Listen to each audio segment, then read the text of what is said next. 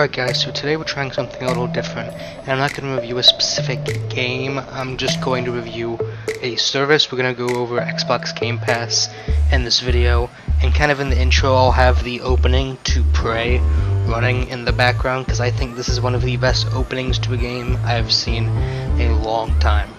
And so if you don't know what Xbox Game Pass is, usually you pay $10 a month and you get discounts to games that you can own fully, or for however long you keep your subscription, you can play any of the games under the Xbox Game Pass subscription. And unlike other services like EA Access, Origin, or any other subscription-based services, Game Pass has, I literally just counted, as of right now, 210 games, and they update with more games every single month. And it's not like your Xbox Live or your PlayStation Network where you can kind of just get, you never know, you can get some shitty games and you're just not going to touch them. With Game Pass, I mean, just this month there were 5-6 brand new games I had never played that I wanted to play. Were really well rated games and just great games all around. And so my point of saying this is, recently Game Pass started a deal for $1 for 3 months. So right now you can get Xbox Game Pass, all these 210 games, for $1 for 3 months. You might be thinking, oh well, that's great, I can play these games for 3 months then never touch it again. But in the reality of it, I've gotten Game Pass multiple times and I've never paid the $10 for Game Pass. The way they have it set up is it'll go on sale for $1, and then your $1 month will end, and then you maybe have to go 2 weeks before they put it on $1 again. So it allows you to pretty much have unlimited access to Game Pass whenever you want. It's pretty easy to get access for $1. You have to wait like a couple of weeks, but the $1 deal is pretty frequent for Game Pass. And so we're just gonna look at 2 games, mainly 1 game, but 2 games that I played on Game Pass this time around for like my 6th or 7th time having a subscription, because I've played most of the games on there, but just some of the newer ones that I've played that just are examples of why Game Pass is a great service. So the game you guys have been seeing in the background so far, like I said at the beginning of the video, is Prey. This is kind of your stealth horror game. I don't do horror games, but out of the very few that I've played, this is the most tolerable horror game that I've played. Now it wasn't easy to learn, you know, it was a steep learning curve, but the horror aspect of the game wasn't so bad that it just wasn't unplayable for me, so that's good.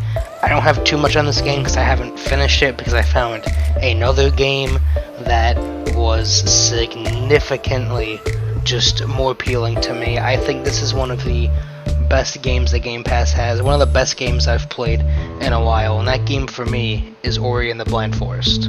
I know you might be thinking, dude, get your fucking weeb shit out of here, but let me tell you, this game is great. You're gonna cry for the first 10 minutes, you're gonna cry for the last 10 minutes, and everything in between is gonna frustrate the hell out of you. So if you don't know what this game is, it's your platforming game, but it's a lot different than, say, like, I mean, the most notable example, your fucking Mario game, or your what's that game, Unraveled, the Unraveled series. For a platforming game, for a game that at its roots is about jumping from point A to point B, this has one of the best stories I've played. Like, this is better than Battlefront 2 story, and that's a real game. Just to get my point across, I know I ain't saying much, but so if you haven't played this game before, I'm just gonna break down kind of what it is. If you have, you can skip ahead probably another 2 or 3 minutes. And the gameplay you're going to be seeing in the background will be from the beginning of the game towards the end of the game. So as you see here at the beginning, I have absolutely no idea what the fuck I'm doing. It's very side scroller, left to right, right to left, jump over these obstacles kind of game. That's how it starts at the beginning. It's very, very easy, very slow. It's teaching you the enemy types, it's teaching you the world, how to maneuver in the game, just your basic movement systems. The first probably 2 hours. This game has one of the longer, not tutorial sections, but like the introducing you to the mechanics parts out of any game I've probably played, and that helps a lot for later on down the road. So I'm just gonna sum up the plot really quick. Basically, the light in this tree, the fucking avatar tree, the light goes out and you gotta like restore the light by going to the 4 elemental places and placing the orbs in the things. And there's this interesting like mother-child dynamic to the story that I won't get into, but it's just a really great story all around. But what's really great about this game, and what makes it my favorite platforming game, one of my favorite games that I've played in a while, is just the pure mechanics and the verticality of the levels. So most of your platform games are very left to right, whereas this game has a lot of up and down verticality. You're going diagonal, you're going back and forth, and that is one of the bad things about this game, is if you're one of those people that doesn't like going backtracking, however the fuck you say it, if you're one of those people, then you're not going to enjoy this. There's a lot of going back to where you came from, especially if you want to unlock all of the abilities. But to me, I didn't have a big of a problem with that. But I would say the two biggest pluses of this game, other than the story, just mechanics wise, is this game's save mechanic. What this game does with saving is great. There's no autosave.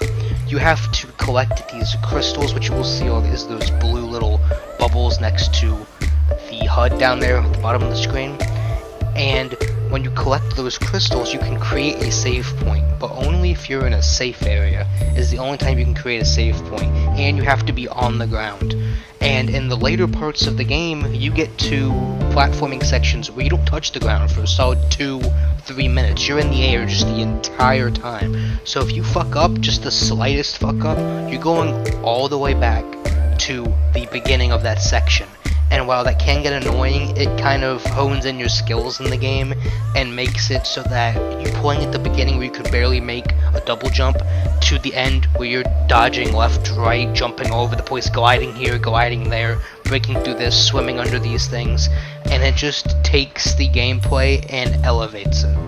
And let me tell you, this game isn't easy. It might look, kind of like a children's game, but the game gets difficult. You're going to die a lot. I pulled up my stats. I think I died around 240 something times throughout the game, which I feel isn't terrible, but you're gonna die a decent amount, and you're gonna get stuck a decent amount. It's not going to be, if you've played, like I said earlier, the Unraveled series, it won't be from puzzles and just not being able to think creatively enough to figure out the puzzles. While there are parts of that in the game, don't get me wrong, there are some sections that really make you think.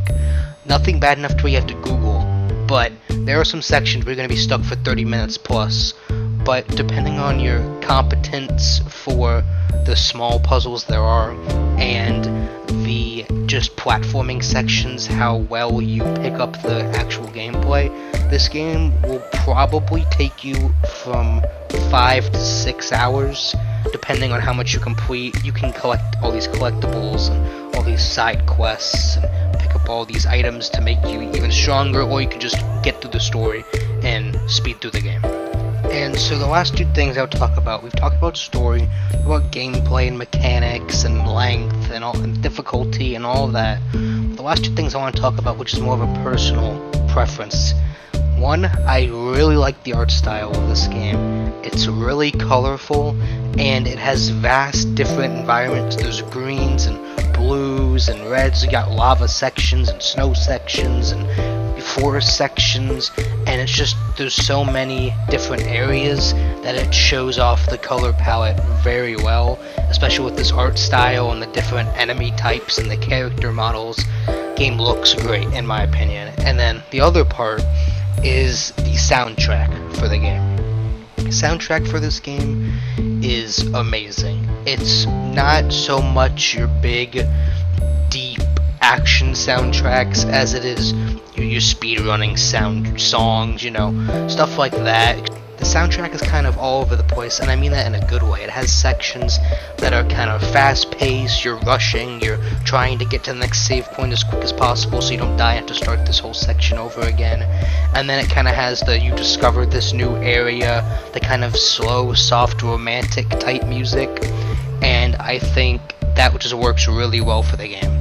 And then probably the only negatives I would have, since we obviously have to address that, is there is a skill tree with this game, and the skill tree is kind of broken because the skills, you have to find them from trees, actual trees in game, and then you can upgrade those skills from your personal skill tree. But those trees in game are optional. They're kind of discovery based. So if you don't go off discovering and looking left and right, you're not going to unlock every ability, and then you're going to waste skill points on abilities you'll never get. I probably started playing 100% version of the game probably 20-30% through, so I skipped stuff at the first part of the game because I wasn't sure how long I was going to be playing this game, shit like that.